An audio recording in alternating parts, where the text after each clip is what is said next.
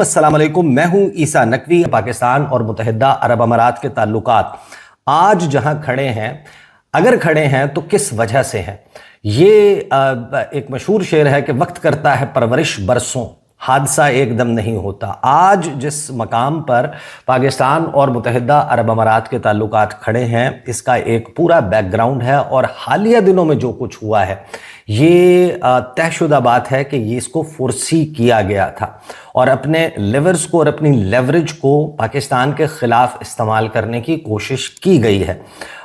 وہ کس حد تک کارگر ثابت ہوئی ہے یا نہیں، that is a separate question, لیکن متحدہ عرب امارات نے اپنے راستے کا انتخاب آج نہیں کیا، اس جنگ کے وقت نہیں کیا۔ متحدہ عرب امارات نے اپنے راستے کا انتخاب تب نہیں کیا کہ جب پاکستان اور سعودی عرب کے درمیان تعلقات قائم ہو گئے۔ یہ ایک لمبا چیپٹر ہے اور ہمارے سامنے اس کی ہسٹری موجود ہے، اور آج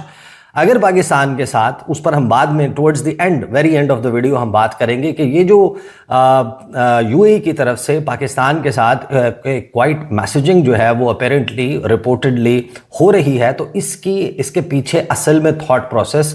غلطی کا احساس ہے یا پھر یہ ایک بڑی سفارتی چال ہے۔ تو سب سے پہلے تو دیکھیں، میں آپ کو یہ بتاؤں کہ پاکستان ہو، متحدہ عرب امارات ہو، دنیا کے جتنے بھی ممالک ہیں، آئیڈیل بات یہ ہے کہ جتنے، اور اقوام متحدہ کا چارٹر بھی یہ کہتا ہے کہ کوئی بھی دو ملک ہیں، ان کے درمیان سوورن کنٹریز ہیں، خود مختار ممالک ہیں، وہ اپنے تعلقات بائیلیٹرل ریلیشن شپ جیسا چاہے رکھیں۔ اگر اس ایک ملک کی، فار ایگزامپل اگر پاکستان کے چین اور امریکہ کے ساتھ تعلقات ہیں تو دونوں کے ساتھ تعلقات ہیں، اور آج کل تو ان کو کہا جاتا ہے کہ دونوں کے ساتھ ہی بڑے بہترین تعلقات ہیں۔ تو اس بات سے ہٹ کر کے چائنا اور امریکہ کے درمیان تعلقات جو ہیں وہ کس نوعیت کے ہیں، پاکستان انڈیپینڈنٹلی ان دو ممالک کے ساتھ تعلقات رکھ سکتا ہے۔ ساتھ ہی جب آپ بائیلیٹرل ریلیشن شپ کی بات کرتے ہیں تو اس میں کسی تیسرے فریق کو آئیڈیلی نہیں گھسیٹا جاتا۔ اسی لیے جب کبھی پاکستان کی سرزمین پر کھڑے ہو کر انڈیا کے خلاف کوئی دوسرا ملک کوئی بات کرے، یا انڈین سرزمین کے اوپر کھڑے ہو کر پاکستان کے خلاف کوئی بات کی جائے، تو اس کو ڈپلومیٹکلی ایک جو ہے وہ ایک اوفینسو میجر سمجھا جاتا ہے، اور اس کے اوپر پھر بیانات دیے جاتے ہیں، فارن آفس میں طلبیاں ہوتی ہیں۔ متحدہ عرب امارات جو آپ کو آج کرتا ہوا نظر آ رہا ہے، یہ کوئی ایسی بات نہیں ہے، ڈھکی چھپی بات نہیں ہے۔ یہ ضرور ہے کہ اماراتی شیخ پاکستان میں تلور کے شکار کی غرض سے آتے ہیں، لیکن انہوں نے اپنی جو تعلقات ہیں وہ کس کے ساتھ ہوں گے، کیسے ہوں گے، اس کا ڈیسیجن بہت پہلے کر لیا تھا۔ اور جب آپ اپنے سفارتی رخ کا فیصلہ کرتے ہیں تو آپ تمام ریپرکشنز کے، اس کے نتائج کیا ہوں گے، ان سب کو کیلکولیٹ کرنے کے بعد ایسے ڈیسیجنز لیتے ہیں۔ متحدہ عرب امارات کے جو اس وقت پریزیڈنٹ ہیں محمد بن زید، آپ کو معلوم ہوگا، میں نے اس سے پہلے بھی اس کا تذکرہ کیا ہے، محمد بن زید 2017 میں ریپبلک ڈے آف انڈیا کی جو سیرمنی ہے اس کے چیف گیسٹ تھے، اور اس موقع پر جو متحدہ عرب امارات کا لگ بھگ 149 سولجرز پر مشتمل دستہ تھا، پھر کچھ اونٹ منگوائے گئے تھے، گھوڑے منگوائے گئے تھے، انہوں نے republic day of India parade میں حصہ لیا تھا۔ اور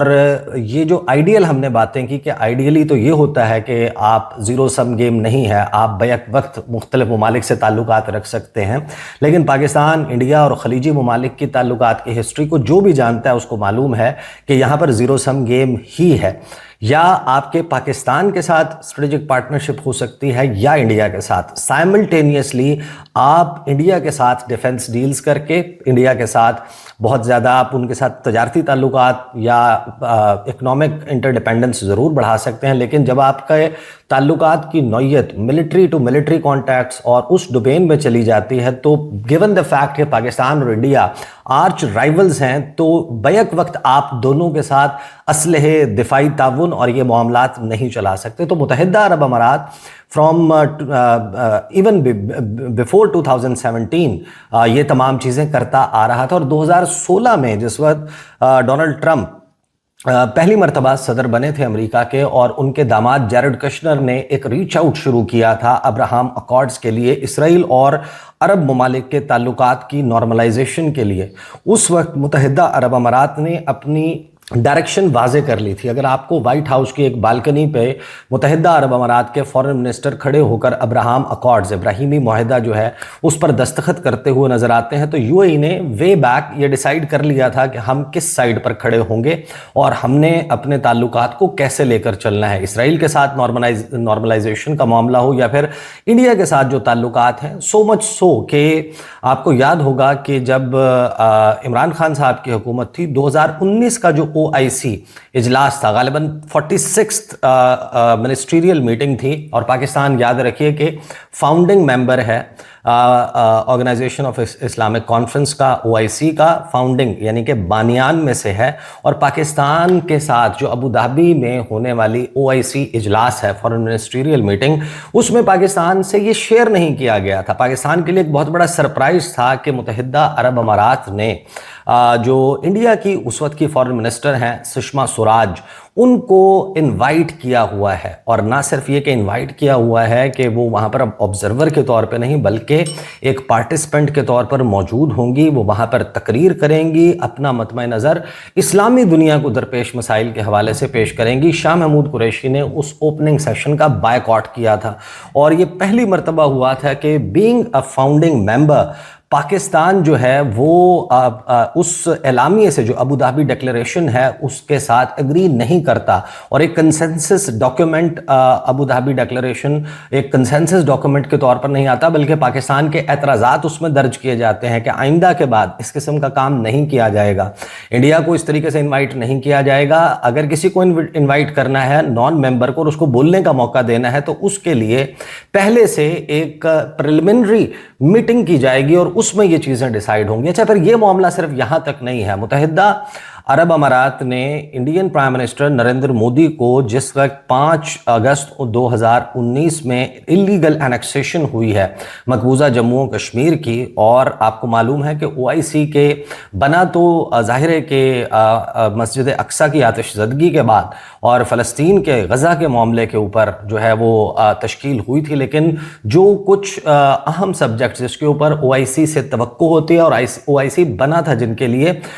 उसमें मकबूजा कश्मीर का मामला शामिल है। और जिस वक्त इलीगल एनेक्सेशन होती है मकबूजा कश्मीर की, तो नरेंद्र मोदी को उससे 20 दिन से भी कम वक्त में इनवाइट किया जाता है और हाईएस्ट सिविल अवार्ड दिया जाता है मुत्तहिदा अरब अमारात की तरफ से नरेंद्र मोदी को। फिर उनके दरमियान जो दिफाई ताल्लुकात हैं जिस नौइयत के हैं, और फिर जो खित्ता अरब है, अरब सरजमीन है, आपको मालूम है कि वहाँ पर बुत परस्ती का खात्मा 1400 साल पहले इस्लाम की आमद के बाद हो गया था, और 40 से ज़ायद एकड़ की ज़मीन पहली मरतबा सरकारी सरपरस्ती में एक हिंदू टेंपल बनाने के लिए मुत्तहिदा अरब अमारात ने अलॉट की। उसकी इनॉग्रेशन नरेंद्र मोदी ने की दोनों ममालिक के दरमियान। और वो सॉवरन मुल्क हैं, खुद मुख्तार मुल्क हैं। यूएई ये फैसला कर सकता है कि वो अपनी किस मुल्क के साथ ज़्यादा कंफर्टेबल फील करता है, किसको अपने से ज़्यादा करीब समझता है, किसके साथ ताल्लुकात बेहतर करना चाहता है। And so is the case with India. लेकिन ये कहना कि साइमल्टेनियसली एक ही कश्ती में नेतन्याहू भी सवार होंगे, नरेंद्र मोदी भी सवार होगा, उसी कश्ती में डोनाल्ड ट्रंप भी मौजूद होगा, उसी कश्ती में आप मोहम्मद बिन सलमान को और जो भी पाकिस्तान का प्राइम मिनिस्टर होता है या आर्मी चीफ उसको भी बिठा लेंगे, ये इस वक्त जो political and diplomatic international ground realities हैं, ये उससे लग्गा नहीं खाता। तो जो मुत्तहिदा अरब अमारात की जो डायरेक्शन है, वो डायरेक्शन बड़ी वाज़ेह है। सुषमा स्वराज को बुलाना हो, नरेंद्र मोदी के साथ ताल्लुकात हों, उनको अवार्ड्स दिए जाना हो। फिर हम देखते हैं कि नॉट जस्ट दैट, अभी जो रिसेंटली जो कुछ हुआ है, मुत्तहिदा अरब अमारात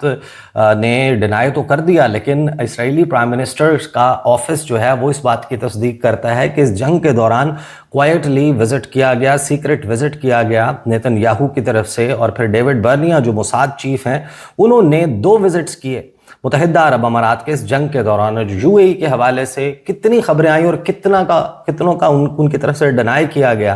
कि वो जब कहा गया कि ये जोर लगा रहे हैं कि ईरान के ऊपर जो है वो हमले किए जाएं, ये जोर लगा रहे हैं कि जंग को जारी रखा जाए, ये जोर लगा रहे हैं कि एक इंटरनेशनल कोलेशन बनाई जाए और ज़ोर ज़बरदस्ती से طاقت کے بل پہ بمباری کر کے آبنائے ہرمز کا قبضہ چھڑوایا جائے. اب آبنائے ہرمز کا قبضہ again that is a legal question, but یہاں پر ہم بات کر رہے ہیں کہ متحدہ عرب امارات نے جو دوبارہ پاکستان کو اپروچ کیا ہے اس کا کیا مقصد ہو سکتا ہے. دیکھیں، اگر متحدہ عرب امارات نے پاکستان کے ساتھ بالکل پہلے جیسے تعلقات قائم کرنے ہوتے یا کرنے ہوں تو وہ اوپیک جو ہے وہ نہ چھوڑتا، وہ محمد بن سلمان کے ساتھ سعودی عرب کے ساتھ تعلقات کو اس طریقے سے نہ بگاڑتا. جو مکلا کی پورٹ کے اوپر یمن میں سعودی عرب کی طرف سے دسمبر لاسٹ ایئر حملہ ہوا اور یو اے ای کے اوپر یہ الزام لگایا گیا کہ آپ صدرن ٹرانزیشن کاؤنسل کو سعودی انٹرسٹ کے برخلاف اسلحہ فراہم کر رہے ہیں، پیسہ فراہم کر رہے ہیں. صومالی لینڈ کے لیے آپ کی جو پالیسی ہے، صومالیہ کے لیے، سوڈان کے لیے، ساؤتھ سوڈان، دارفر میں جو ہو رہا ہے، خرطوم میں جو کچھ ہوا ہے، پھر لیبیا ہے، اس میں خلیفہ ہفتر ہے، ان تمام کے ساتھ جو آپ کے تعلقات ہیں وہ جو گریٹر کاز ہے، ہمارا کاز یعنی کہ سعودی عرب کا یہ مطمع نظر ہے کہ اس سے مطابقت نہیں رکھتا. تو اگر متحدہ عرب امارات نے اپنے تمام جو ڈیسیژنز لیے ہیں آپ ان سے ایگری کر سکتے ہیں، ڈس ایگری کر سکتے ہیں، یہ کہہ سکتے ہیں کہ یہ ایک اچھی پالیسی نہیں ہے یا پھر یہ جو مسلم امہ ہے اس کے آبجیکٹیوز کے ساتھ جو ہے وہ متصادم ہے. یہ ضرور آپ اپنے طور پر جو بھی اوپینین رکھنا چاہیں، لیکن متحدہ عرب امارات اپنے کانشنس کے ساتھ ڈیسیژنز لے چکا ہے. اس کی لائن ٹورڈز اسرائیل، ٹورڈز انڈیا اس جنگ کی پیک پر اجیت دوول نے دورہ کیا. ایک شارٹ وزٹ ہوا متحدہ عرب امارات کا انڈین نیشنل سیکورٹی ایڈوائزر، اور اس کے بعد جو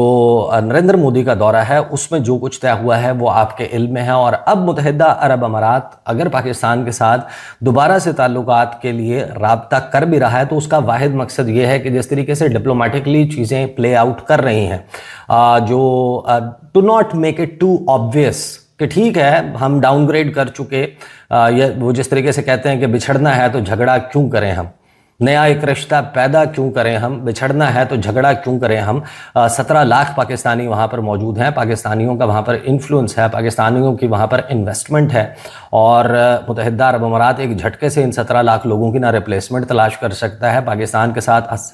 ایک جھٹکے میں تعلقات ختم نہیں کر سکتا. ان کی ایک لمبی ہسٹری ہے. یہ جو فیز آؤٹ کرنے کا عمل ہے میری انڈرسٹینڈنگ یہ ہے کہ وہ اسی طریقے سے جاری رہے گا، لیکن اس کا مقصد جو کچھ ہوا ہے اس کا مقصد ظاہر ہے کہ جو پاکستان نے اپنے گڈ آفیسز اسٹیبلش کیے ہیں ود ایران آفٹر ریئلائزنگ کہ معاملہ جو ہے وہ بات چیت سے حل ہو سکتا ہے، اور ہم بالکل ہی وہاں پر نہ کھڑے ہو جائیں کہ مستقبل میں ایران جو ہے وہ ایرانین رجیم سروائیو کر لیتی ہے جو ابھی تک کر رہی ہے، تو اس صورت میں ہمیں ہمیشہ ایران کی طرف سے اس قسم کے مسائل کا سامنا رہے. تو اس کے لیے پاکستان ہی کو، یہ میری انڈرسٹینڈنگ ہے کہ پاکستان ہی کو یوز کیا جائے اور پاکستان کے جو تعلقات کی نوعیت ہے اس کو استعمال کر لے کے اپنے لیے کنسیشنز جو ہیں وہ سیکیور کی جائیں. اور جس طریقے کی پوسچرنگ ایران کی ٹورڈز دبئی، ابو ظہبی، ان کی آئل ریفائنریز، ان کے ٹورزم اور ان تمام معاملات کے حوالے سے ہے، اس کو تھوڑا سا ٹون ڈاؤن کروایا جائے. تو یہ جو مقصد ہے یہ غلطی کا احساس ہونے کی وجہ سے نہیں، کچھ بہت ہی اہم قسم کے جو اٹیکس ہیں، خاص طور پر جو ایک ڈرون آیا، اگرچہ ایران کے اوپر اس کا براہ راست الزام نہیں لگایا متحدہ عرب امارات نے، لیکن جو ڈرون اٹیک ہے متحدہ عرب امارات کے نیوکلیئر پاور پلانٹ کے باہر موجود، جو اس کا بیک اپ کے لیے جو اس کا ایک جنریٹر ہے، اس میں آتش زدگی کا معاملہ، یہ وہ واقعہ ہے جس نے متحدہ عرب امارات کو ہلا کر رکھ دیا ہے. تو ابھی جو آپ کو چیزیں ہوتی نظر آ رہی ہے لیکن ان کی جو وجوہات ہیں وہ مختلف ہیں. تو دیز آر دا ڈیٹیلز. انشاءاللہ اگلی ویڈیو میں ملاقات ہوگی. اجازت دیجیے. اللہ حافظ.